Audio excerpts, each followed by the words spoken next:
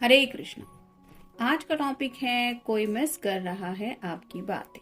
तो क्या है वो बातें, ये जानने की कोशिश करेंगे आज के रीडिंग से। टैरो में से लेंगे 6 कार्ड्स और ओरेकल में से भी लेंगे 6 मैसेजेस। तो शुरुआत करते हैं कार्ड शफल करके।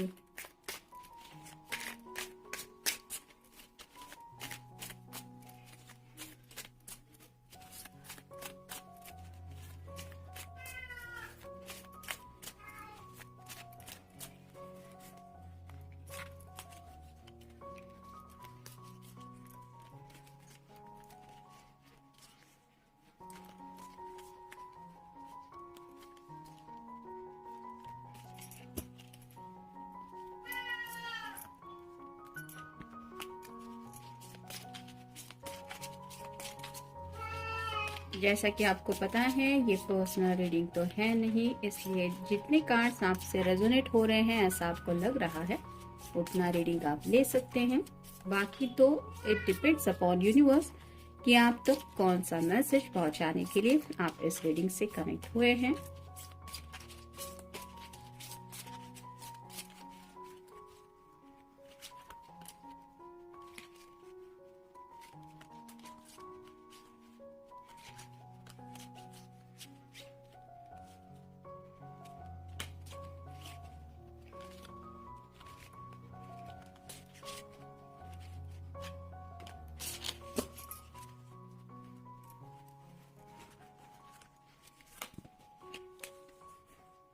पहला ही कार्ड है 5 ऑफ पेंटिकल्स का, अर्थ साइन, टॉरस, वर्गो या फिर कैप्रिकॉर्न।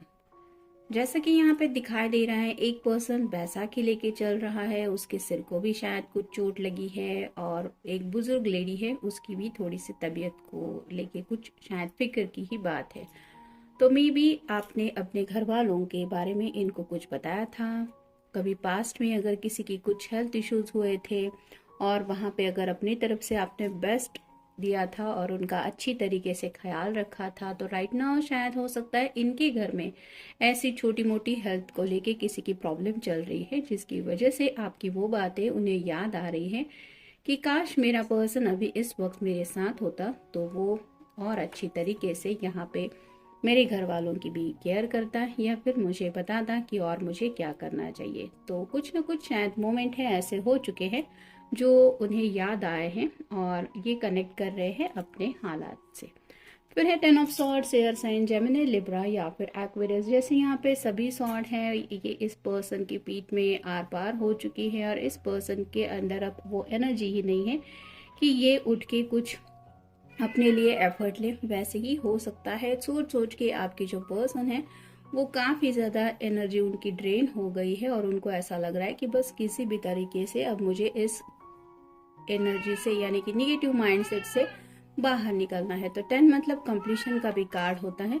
तो याद कर रहे हैं कि जब भी आपके साथ उन्होंने कभी कुछ प्रॉब्लम डिस्कस किए हैं और हालात काफ़ी ज़्यादा मुश्किल थे, तब आपने उनको क्या समझाया था, कैसे बताया था कि कैसे खुद को मोटिवेट करना है या फिर हालात बदल जाएंगे, इस बात को लेके आपने उनको क्या समझाया था, ये सब बातें भी वो याद कर रहे हैं। फिर है king of swords, air sign, Gemini, Libra या फिर एक्वेरियस। जैसे यहाँ पे इस पर्सन के हाथ में सॉर्ड है जो बहुत ज़्यादा चमक रही है, वैसे ही क्लैरिटी तो उनको मिलती रहती है आपकी बातों की वजह से, यानी कि हमेशा एक हौसला मिलता है, हालात भले ही कैसे भी क्यों ना हो, आपकी बातों की वजह से उनको ये हिम्मत मिलती है कि मैं हालात का सामना कर पाऊंगा। तो राइट नाउ भी ऐसी ही शायद कुछ सिचुएशन है उनके सामने जहाँ पे वो आपकी कही हुई बातें याद कर रहे हैं और खुद को मोटिवेट करने की कोशिश कर रहे हैं। फिर है knight of swords, air sign, Gemini, Libra या फिर एक्वेरियस। 3 कार्ड तो ऑलमोस्ट सॉर्ड्स के ही आए हैं, जहाँ पे यही बातें पता चल रही है कि कुछ ना कुछ हालात को लेके ही ये पर्सन सोच रहे हैं। यहाँ पे भी ये घोड़े पे सवार है और इसका जो हाथ में स्वॉर्ड है वो भी काफी ज्यादा चमक रहा है।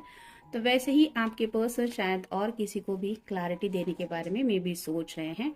हो सकता है जिंदगी को लेके किसी ने इनसे कुछ सवाल जवाब किए हैं, जिसका जवाब देने की ये अपने तरीके से कोशिश कर रही है। उनके घर वाले भी हो सकते हैं जो शायद इनको कुछ क्लियर आंसर मांग रहे हैं और ये आपकी बातें याद करके उनके सवालों के जवाब देने की कोशिश कर रहे हैं। नेक्स्ट है द मून।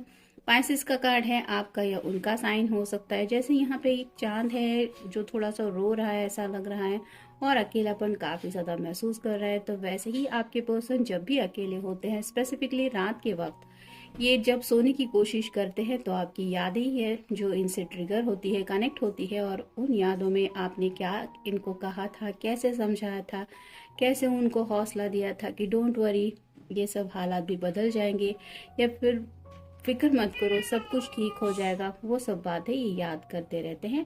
और फाइनल कार्ड है 10 of cups, water sign, cancer, Scorpio या फिर पाइसेस। आप दोनों ने मिलके जो एक खूबसूरत जिंदगी का सपना देखा है, जहाँ पे एक कपल है, 2 बच्चे हैं, प्यारी सी खुशियों की दुनिया है, ये सपना क्या था, आपने अगर उनको बोला था अपनी जुबान से तो वो आपके वर्ड्स याद करते रहते हैं। और कभी आप दोनों ने अगर मिलकर डिस्कशन किया था इस टॉपिक को लेके कि कैसा होगा फ्यूचर में आपका परिवार, तो उन सब बातों में ये खोए रहते हैं और उन्हें मन करता है कि बस अब उस पल में वो पहुंच जाए जहाँ पे आप दोनों एक दूसरे के साथ हो जाए। फिर है नर्चरेंस, रिस्टोर योर बैलेंस।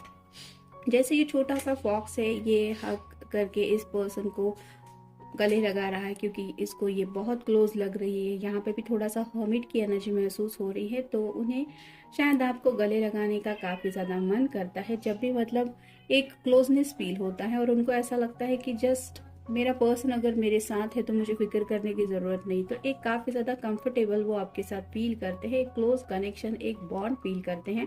और इसी बॉन्ड को लेके शायद वो काफी ज्यादा आपको याद करते, स्पेसिफिकली रात के वक्त को। मतलब यहाँ पे सेक्सुअल एनर्जी नहीं है, लेकिन जैसे होता है ना कि हम जिस पे हद से ज्यादा भरोसा करते हैं, वो पर्सन अगर हमारे साथ हो तो प्रॉब्लम सॉल्व करने में हमें डर नहीं लगता। फिर है awakening, live in the moment.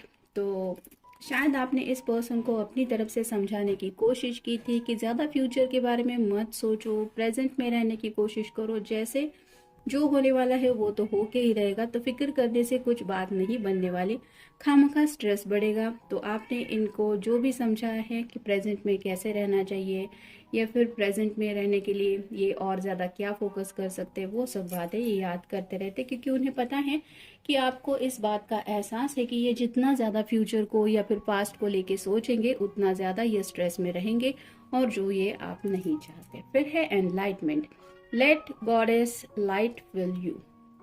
तो कुछ बातें शायद आपने इनको समझाई हैं मेडिटेशन के बारे में कि हर चीज़ हमारे बस की बात नहीं होती, कुछ बातें या फिर कुछ डिसीजन हमें भगवान के ऊपर भी छोड़ देने पड़ते हैं कि जब सही वक्त होगा सब सही हो जाएगा। तो कभी साथ में मिलके अगर आपने मंदिर में किसी भगवान के दर्शन किए थे और वहां पे उन्होंने आपको देखा था कि कितने सच्चे दिल से आप प्रार्थना कर रहे हैं, तो उस वक्त क्या एग्जैक्टली वो लम्हा था, उस लम्हे को भी याद कर रहे हैं। और उन्हें पता है कि आप दोनों में भले ही अभी दूरियां चल रही है, लेकिन आप दिल से उनके लिए दुआएं जरूर करते होंगे ताकि इस पर्सन के जो मसले हैं, जो प्रॉब्लम है, उससे उनको जल्द से जल्द राहत मिले। फिर है rest, be still and listen. तो आपने जब भी इस पर्सन को फोकस किया है कि थोड़ा सब्र से काम लो या फिर कोशिश करो थोड़ा रेस्ट लेने की और शांति से अपने दिल की आवाज़ सुनो, ये मत करो कि सामने वाला पर्सन क्या कह रहा है तो मुझे उससे बात सुननी चाहिए, वही करो जो तुम्हारा दिल कहता है और अपने मन की आवाज़ सुनो। और ये जो आपने उनको इंस्पिरेशन दी है, मतलब आपने अपने डिसीजन भी इस पर्सन के ऊपर कभी नहीं थोपे हैं, आपने उनको यही समझाया है कि जैसी तुम्हारी मर्जी हो, जैसा तुम्हारा मन करे वैसा ही करना तुम जिंदगी में। फिर है स्लीप, स्लो डाउन। तो यहाँ पे तो वही बात आ रही है कि ये पर्सन शायद जिंदगी के प्रॉब्लम से लड़ते लड़ते काफी ज्यादा थक चुके हैं, जहाँ पे उन्हें एक पीसफुल रेस्ट की जरूरत है जो उनको नहीं मिल रही है। और स्पेसिफिकली ये जब परेशान हो जाते हैं तो कहीं ना कहीं उनको आपकी बातें ही याद आती है, और उन्हीं बातों को याद करते करते जब ये थोड़ा रिलैक्स फील करते हैं तब जाके कहीं इनको थोड़ा सा जिंदगी में स्लो डाउन होने का मन करता है, यानी कि माइंड थक जाता है उनका बात करते करते परेशान होके। और जब आपसे बातें होती हैं तो वो स्ट्रेस चला जाता है, लेकिन आपसे कम्युनिकेशन नहीं हो पाता तो ये पूरा स्ट्रेस ये पर्सन हैंडल नहीं कर पाते, और इसीलिए आपकी बातें याद करते रहते हैं और खुद को समझाते रहते हैं कि ये सपना भी पूरा होने वाला है या फिर होगा, फिक्र करने से कुछ नहीं होने वाला। और फाइनल कार्ड है journey, your life is a sacred gift.